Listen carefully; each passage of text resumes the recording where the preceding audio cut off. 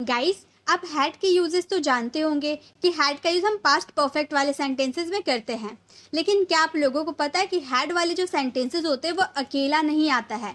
मतलब अगर आप किसी के सामने जाकर खड़े हो जाओगे और आप बोलोगे कि वह आ चुका था, तो क्या सामने वाला पर्सन समझ पाएगा कि आप किस टॉपिक पे बात करो, क्या बात कर रहे हो? आगे वाले पर्सन को समझ नहीं आएगा। तो उसके लिए आपको आगे या पीछे कोई और बात को ऐड करना होगा, तब आपको ये बात बोलना होगा कि वह आ चुका था, तब आगे वाला पर्सन समझ पाएगा। तो हैड का यूज हम ऐसे ही सेंटेंसेस के लिए करते हैं जिसके आगे या पीछे कोई ना कोई दूसरा सेंटेंस जरूर रहता है, तभी दूसरे वाले सेंटेंस में हैड का यूज करते हैं। तो आज के इस वीडियो में हैड के यही यूजेस को सीखने वाले हैं कि कोई भी सेंटेंस हैड वाला अकेला नहीं आता है, वो अपने आगे या पीछे को कोई ना कोई सेंटेंस को जरूर लेकर आता है। तो हैड का हिंदी मीनिंग क्या होता है? चुका था, गया था, ली थी, दी थी। तो ज़्यादातर हम हिंदी मीनिंग पे नहीं जाते, हम अपने बोलने पे डिपेंड करता है कि आप किस सिचुएशन में, किस समय पर कौन सी बात बोल रहे हैं। इसका स्ट्रक्चर होता है subject, then had, then verb का थर्ड फॉर्म, देन ऑब्जेक्ट। ये तो हम पास्ट परफेक्ट वाले स्ट्रक्चर है। जैसे वह आ चुका था, अब आप किसी के सामने जाकर बोले कि वह आ चुका था, तो आगे वाला पर्सन नहीं समझ पाएगा कि आप क्या बात करो। तो आपको पूरा सेंटेंस बोलना पड़ेगा कि आपके आने से पहले वो आ चुका था, रोहन के आने से पहले वो आ चुका था, वह आ चुका था, उसके बाद आप आए थे। तो ऐसे आपको पूरा सेंटेंस बोलना पड़ेगा, तब आगे वाले पर्सन को आपकी बात समझ में आएगी। तो ऐसे सेंटेंसेस में आपको हैड का यूज करना है। तो वह आ चुका था, ही हैड कम। वह आ चुका था, ही हैड कम। अब देखिए, अगर हम बड़ा पूरा सेंटेंस बनाए तो हम ऐसे बना सकते हैं ना, मेरे आने से पहले वह जा चुका था। आगे वाले पर्सन से जाके बोलोगे कि मेरे आने से पहले वह जा चुका था, तो आगे वाला पर्सन समझ जाएगा कि आप किस टॉपिक पे बात करो, क्या बात करो, क्योंकि आप पूरा सेंटेंस बोल रहे हो ना। मेरे आने से पहले एक सेंटेंस हो गया, वह जा चुका था दूसरा सेंटेंस हो गया, तो आगे वाले पर्सन समझ जाएगा। तो इसमें आपको हैड का यूज करना है। आप बोलिएगा ही हैड गॉन, वह जा चुका था, बिफोर आई कैम, मेरे आने से पहले। He had gone before I came, मेरे आने से पहले वह जा चुका था। मैं जा चुका था, अब आगे तो कोई भी सेंटेंस हो सकता था। आपके आने से पहले मैं जा चुका था, रोहन के आने से पहले मैं जा चुका था। तो मैं जा चुका था के लिए बोलेंगे I had gone. I had gone, उसने खा लिया था, खाना खत्म होने से पहले उसने खा लिया था। She had eaten, she had eaten मतलब खाना थोड़ा सा बचा था, तो खाना खत्म ना हो जाए उससे पहले उसने खा लिया था। She had eaten. तो आपको समझ में आ गया कि हैड का यूज हम कैसे सेंटेंसेस में करते हैं। तो एक सेंटेंस आप लोगों के लिए, तुम्हारे खाने से पहले वह खा ली थी। तुम्हारे खाने से पहले वह खा ली थी, इसका आंसर आपको कमेंट बॉक्स में करना है। तो हैड का यूज ही ऐसे सेंटेंसेस के लिए होता है। जैसे आप बहुत सारे सेंटेंस ऐसे सुनते हो ना, पुलिस के आने से पहले चोर चोरी करके भाग गया, डॉक्टर के आने से पहले मरीज मर गया, या फिर मेरे बोलने से पहले तुमने ही बोल दिया। तो ऐसे वाले सेंटेंसेस के लिए हम हैड का यूज करेंगे। ठीक है, तो हैड का यूज समझ में आ गया। नेक्स्ट है, हैड के साथ अगर हम टू लगा देते तो उसका क्या हिंदी मीनिंग होता है? करना पड़ा या करना पड़ता था। कोई काम आप नहीं करना चाहते हो, फिर भी वो काम आपको करना पड़ा, या फिर आपको वो काम करना पड़ता था। दुनिया में ऐसा तो नहीं है कि आप सारे काम अपने मर्जी से करते हैं। कोई कोई तो काम ऐसा होता है जो आपको मजबूरी में करना पड़ता था। पास्ट में मजबूरी में वो काम आपको करना पड़ा या करना पड़ता था। तो उस सिचुएशन में आपको हैड टू का यूज करना है। सबसे पहले आपको सब्जेक्ट लगाना है, then had to, then verb का फर्स्ट फॉर्म लगाएंगे, देन ऑब्जेक्ट। ठीक है, हैड टू के बाद वर्ब का फर्स्ट फॉर्म आपका लगाना है। सबसे जरूरी किसी भी सेंटेंस को बनाने के लिए वर्ब्स की होती है, तो आपको वर्ब्स के फॉर्म को याद रखना जरूरी है। अगर आपको वर्ब्स नहीं आते हैं तो मैंने अलग से वर्ब्स की वीडियो बना रखी हूँ, उसे जरूर विजिट कीजिएगा। तो वर्ब का फर्स्ट फॉर्म लगाना है हैड टू के साथ। जैसे मुझे जाना पड़ा, मैं जाना नहीं चाहती थी फिर भी मुझे जाना पड़ा, I had to go. I had to go, मुझे जाना पड़ा। या फिर मुझे वहाँ जाना पड़ा, I had to go there. There हमारा ऑब्जेक्ट हो जाएगा। उसे खेलना पड़ता था, कोई काम करना पड़ता था। He had to play, he had to play, उसे मेरे साथ खेलना पड़ता था। He had to play with me, he had to play with me, उसे खाना पड़ा। She had to eat, she had to eat, मुझे पढ़ना पड़ता था, मैं पढ़ना बिल्कुल नहीं चाहता था लेकिन मुझे पढ़ना पड़ता था, मेरा एडमिशन हुआ तो मुझे पढ़ना पड़ता था। I had to study. I had to study एक सेंटेंस आप लोगों के लिए, मुझे खाना बनाना पड़ता था। इसका आंसर आपको कमेंट बॉक्स में करना है। तो गाइस जो मैं आपको होमवर्क देती हूँ ना, उसे ज़रूर कंप्लीट किया कीजिए, क्योंकि अगर आप इसे बनाते हो तो आपको खुद समझ में आएगा कि आपकी जो प्रैक्टिस है वो अच्छे से हो रही है या नहीं। अगर नहीं हो रही तो आप फिर से वीडियो को देख कर समझ सकते हो। इसे अच्छे से समझने के लिए जो मैं आपको सेंटेंसेस देती हूँ ना, उसे आपको ज़रूर सॉल्व करना चाहिए। और अगर आपको वीडियो अच्छी लग रही है तो प्लीज़ इसे लाइक और शेयर ज़रूर करें, ताकि आपकी तरह और भी स्टूडेंट इसे सीख पाए। चलिए नेक्स्ट देखते हैं। अब है हैड के साथ अगर हम बिन लगा देते हैं तो उसका हिंदी मीनिंग होता है किया जा चुका था या हो चुका था। आप किसी भी हेल्पिंग वर्ब के साथ बिन अगर लगा देते हैं तो वो पेसिव वाले सेंटेंस हो जाते हैं, किया जा चुका था या हो चुका था। इसमें वर्ब का थर्ड फॉर्म लगेगा, ठीक है। ऑब्जेक्ट, अब हम पेसिव वाले सेंटेंस में सब्जेक्ट जो होता है उसे ऑब्जेक्ट बना देते हैं। जो ऑब्जेक्ट रहता है उसे सब्जेक्ट के रूप में यूज करते हैं, तो जो ऑब्जेक्ट था उसे हम सब्जेक्ट के रूप में यूज करेंगे। Then had been, then verb का थर्ड फॉर्म। कमरा साफ हो चुका था।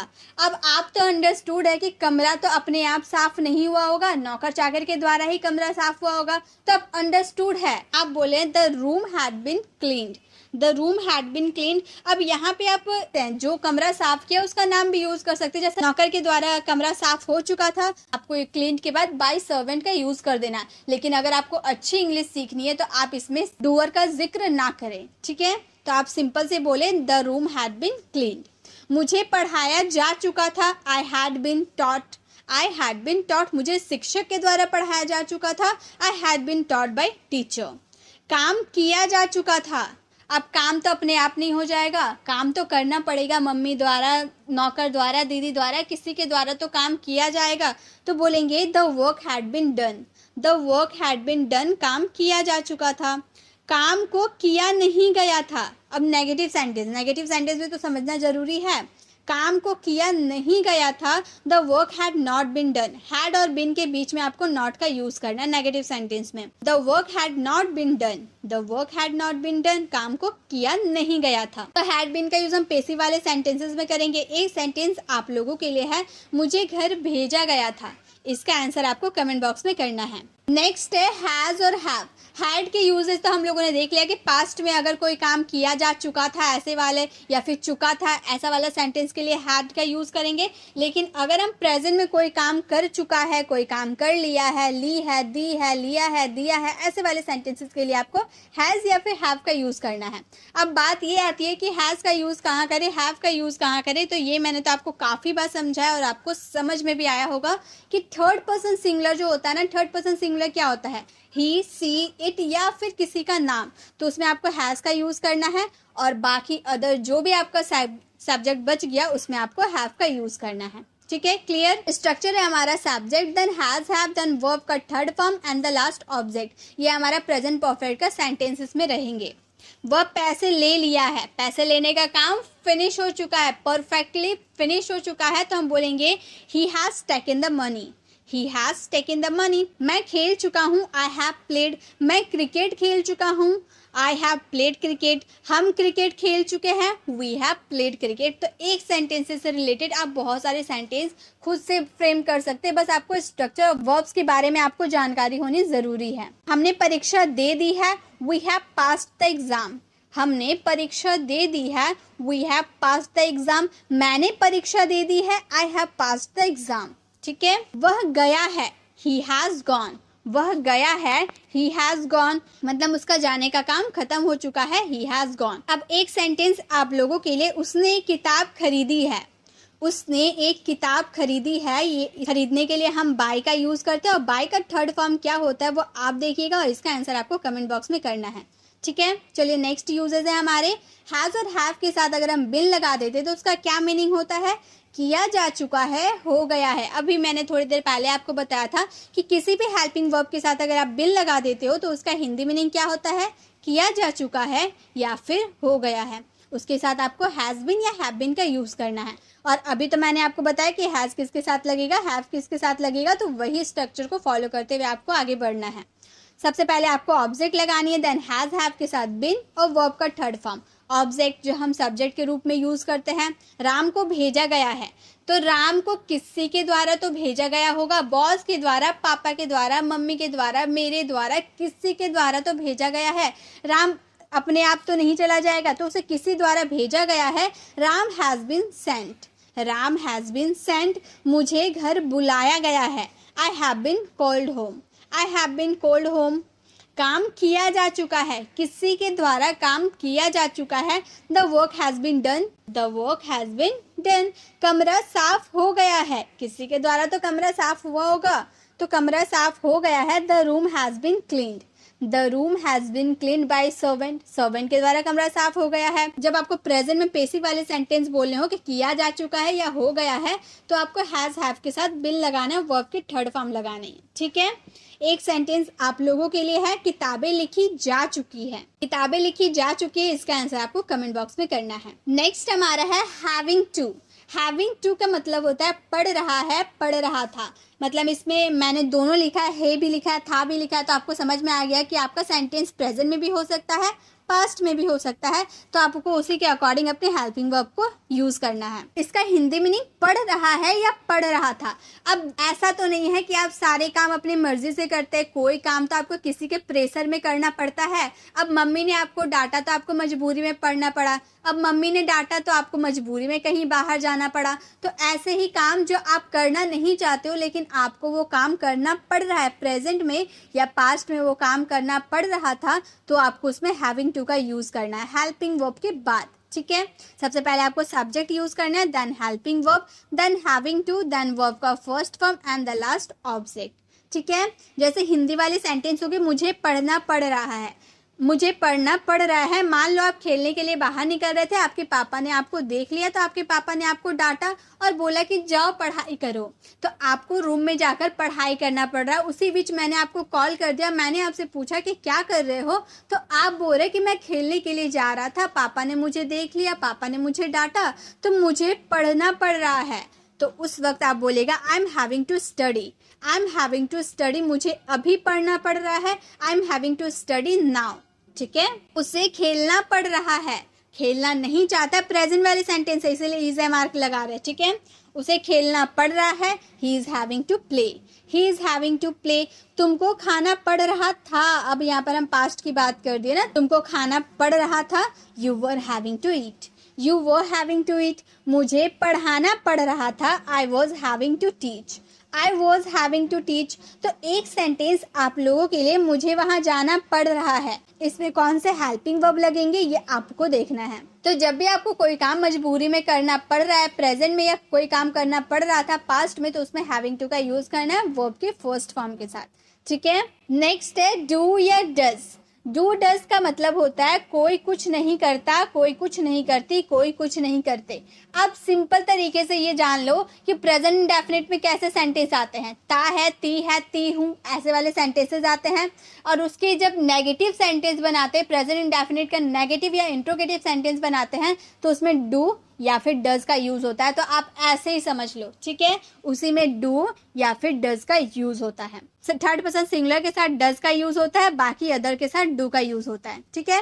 स्ट्रक्चर है सबसे पहले सब्जेक्ट, देन डू डज, उसके बाद नॉट, क्योंकि आप नेगेटिव सेंटेंस बना रहे हो तो नॉट का यूज करना है, देन वर्ब का first form and the last object, ठीक है। जैसे आपके हिंदी वाले सेंटेंस है, वह नहीं जाता है। अब देखिए लास्ट में ता है ना, यानी कि प्रेजेंट इंडेफिनिट का सेंटेंस है, वह नहीं जाता है, ही डज नॉट गो, वह नहीं जाता है, ही डज नॉट गो। आप नहीं देखते, you do not watch, you do not watch. क्या वे जाते हैं, अब यहाँ क्या से सवाल कर दे, यानी कि इंट्रोगेटिव सेंटेंस। इसको बनाने के लिए सबसे पहले आपको डू या फिर डज का यूज करना है, देन आपको सब्जेक्ट का यूज करना है, देन अगर आप इंट्रोगेटिव नेगेटिव सेंटेंस बना रहे तो नॉट का यूज करना है। अगर आप सिर्फ इंट्रोगेटिव सेंटेंस बना रहे तो उसमें नॉट का यूज नहीं करेंगे, देन वर्ब का फर्स्ट फॉर्म, देन लास्ट में ऑब्जेक्ट लगानी है, ठीक है। तो क्या वे नहीं जाते, ये हमारा इंट्रोगेटिव और नेगेटिव दोनों है, तो बोलेंगे do they not go, do they not go. क्या वह पढ़ाती है, क्या वह पढ़ाती है, इसमें हम नेगेटिव सेंटेंस नहीं बोल रहे, सिर्फ इंट्रोगेटिव सेंटेंस है, तो इसमें नॉट का यूज नहीं करेंगे, बोलेंगे does she study, does she study.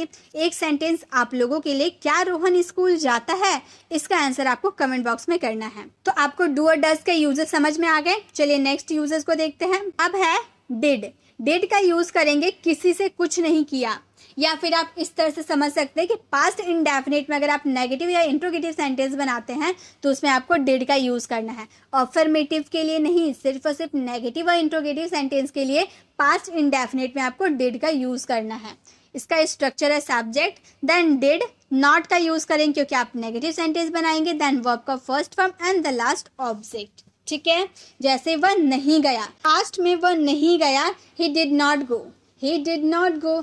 आपने नहीं देखा, यू डिड नॉट वॉच, आपने नहीं देखा, यू डिड नॉट वॉच। क्या वे नहीं गए? अब यहाँ पर इंट्रोगेटिव सेंटेंस और नेगेटिव सेंटेंस दोनों है, तो डिड का यूज़ आपको स्टार्टिंग में करना है। पहले आप डिड का यूज़ कर दीजिएगा, देन सब्जेक्ट, देन आपको नॉट, वर्ब का first form and the last object use करना है। क्या वे नहीं गए? Did they not go, did they not go. क्या आपको पता था? अब आप किसी से पूछ रहे हो, ये बहुत ही कॉमन सेंटेंस है, क्या आपको पता था? Did you know, did you know, क्या आपको पता था? अब एक सेंटेंस आप लोगों के लिए, क्या वह खाना बनाती थी, इसका आंसर आपको कमेंट बॉक्स में करना है। तो गाइस, आज हम लोगों ने has, have, had, do, does, did के यूजेस को देखे। आई होप आपको सभी समझ में आए होंगे। अगर आप चैनल पर नए, अभी तक हमारे चैनल को सब्सक्राइब नहीं किए तो सब्सक्राइब का बेल आइकन को जरूर क्लिक करें ताकि आने वाली वीडियोज़ की नोटिफिकेशन आपको मिलती रहे। मिलते हैं नेक्स्ट वीडियो में, तब तक के लिए कीप लर्निंग।